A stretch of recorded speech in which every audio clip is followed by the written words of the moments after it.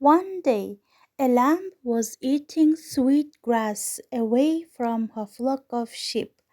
Bir күні қозы өз отарынан жырақта дәмді шөп жеп жатты. She didn't notice a wolf walking nearer to her. Өзіне жақынырақ жерде қасқырдың кезіп жүргенін байқамады.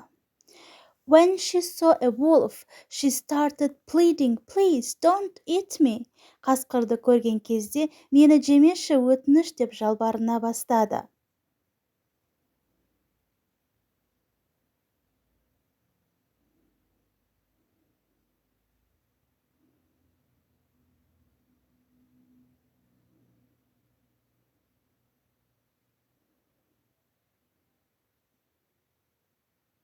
My stomach is full of grass.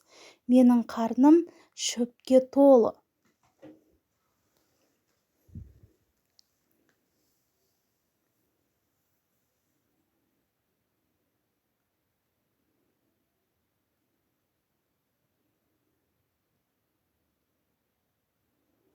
You can wait a while to make my meat taste much better. Етімнің дәмін жақсарту үшін біраз күтсең. You can wait деген күте аласың деген сөз. The grass in my stomach will be digested quickly if you let me dance. Егер билеуіме мұрсат берсең, қарнымдағы шөп жылдам қорытылып кететін болады.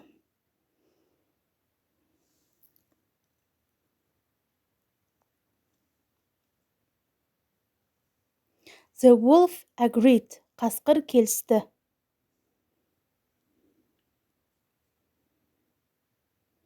While the lamb was dancing, she had a new idea.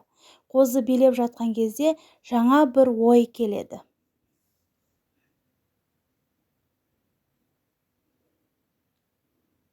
She said, "I can dance faster if you take my bell and ring it so hard."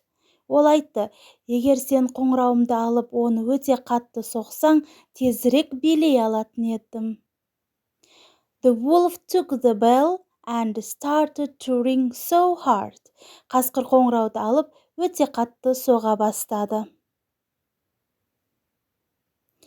The shepherd heard the sound and ran quickly to save lamb's life. Қойшы дыбысты естіп, қозының өмірін құтқару үшін тез жүгіріп барады.